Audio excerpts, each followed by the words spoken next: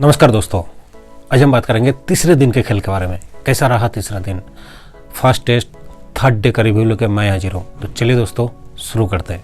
आज अगर पूरे दिन में इंडिया का अप्रोच देखें तो मैं उम्मीद नहीं कर सकता हूँ कि रोहित शर्मा जैसे कैप्टन से इतना डिफेंसिव अप्रोच। मैं अंदाज़ा लगा सकता हूँ कि ये किस बंदे का अप्रोच है। वो बंदा बहुत ही डिफेंसिव माइंडसेट का है, आप लोग भी अंदाज़ा लगाइए।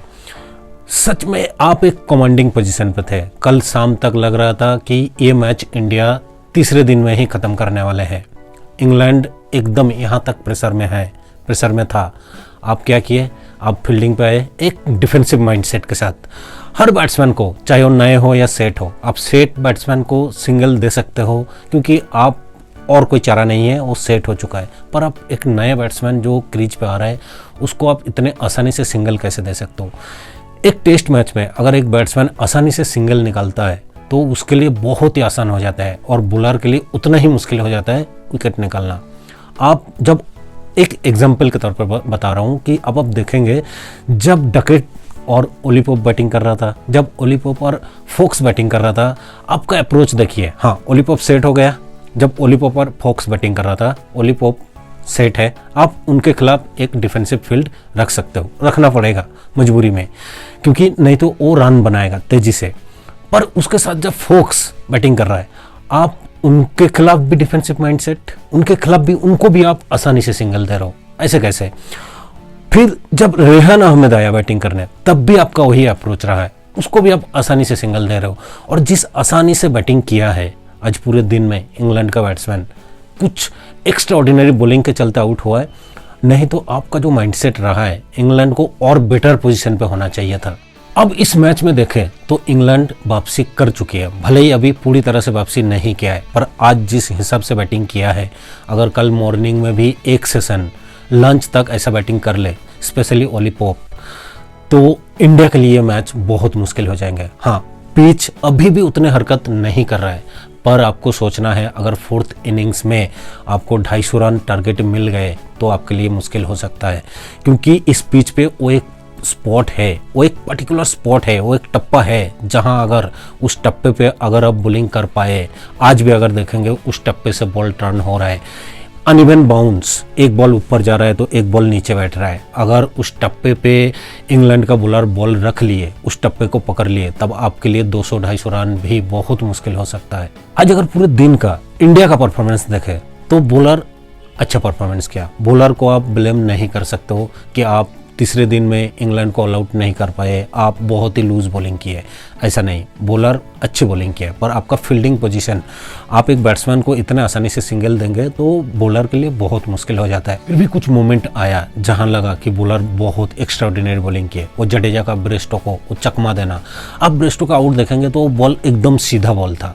ब्रेस्टो पहला वाला बॉल हल्का सा टर्न होकर बाहर गया, ब्रेस्टो का माइंड में वही था कि ये बॉल भी टर्न होगा। और आप अगर देखेंगे जडेजा का जो लगभग 350 विकेट उन्होंने लिया है, उसमें से लगभग आपको आधे विकेट ऐसे मिलेंगे कि एक बॉल टर्न करके दूसरे बॉल में बैट्समैन को चकमा देता है, और वही चकमा दिया ब्रेस्टो। फिर अश्विन भी अच्छा बॉलिंग किया, बुमराह भी अच्छा बॉलिंग किया, अक्सर भी अच्छा बॉलिंग किया, पर आपका जो अप्रोच है वो डिफेंसिव अप्रोच के चलते बॉलर ज़्यादा कुछ कर नहीं पाया। अब इंग्लैंड की बात करें तो इंग्लैंड कल शाम तक जहां बहुत ज़्यादा प्रेशर में था कि लग रहा था कि इंग्लैंड ये मैच से बाहर हो चुका है, आज इंग्लैंड एक अच्छे पोजीशन पे बहुत अच्छा फाइट बैक कर लिए। अगर कल लंच तक अभी 126 रन की लीड है इंग्लैंड के पास, अगर और 100 रन जोड़ लेते, अगर कल लंच तक जो आसानी से बैटिंग किया है शाम को, थर्ड सेशन में या सेकंड सेशन में थोड़ा सा कमबैक किया था इंडिया, थर्ड सेशन में जैसे बैटिंग किया है इंग्लैंड, अगर ऐसा ही बैटिंग कल फर्स्ट सेशन में कर लिया, अगर 100 या 125 या 150 रन भी बना लेते हैं इंग्लैंड, तब इंडिया के लिए ये मैच बहुत मुश्किल हो जाएंगे। अब धीरे धीरे इंडिया बैकफुट पे जाते जाएंगे, और इस चीज़ का पूरा श्रेय ओली पोप को जाता है। जब से वो बैटिंग पे आए, उनका अप्रोच देखिए आप, स्वीप करना, रिवर्स स्वीप करना, स्टेप आउट करके स्पिनर को खेलना, स्पिनर का लाइन लेंथ बिगाड़ना, और उसमें वो पूरा सक्सेस रहा। उनका वो 148 रन नॉट आउट जो इनिंग्स उन्होंने खेला है, बेहतरीन इनिंग्स, लाजवाब इनिंग्स, और इसका पूरा साथ इंडियन अप्रोच भी दिया है। इंडिया का जो अप्रोच रहा है वो पूरी तरह से मदद किया ओली पोप को ये बेहतरीन इनिंग्स खेलने में। ऐसा नहीं कि ओली पोप बीट नहीं हुआ, ओली पोप को परेशानी नहीं हुई, पर आपका जो फील्डिंग पोजीशन था ना वो ओली पोप का कॉन्फिडेंस हाई करते गया।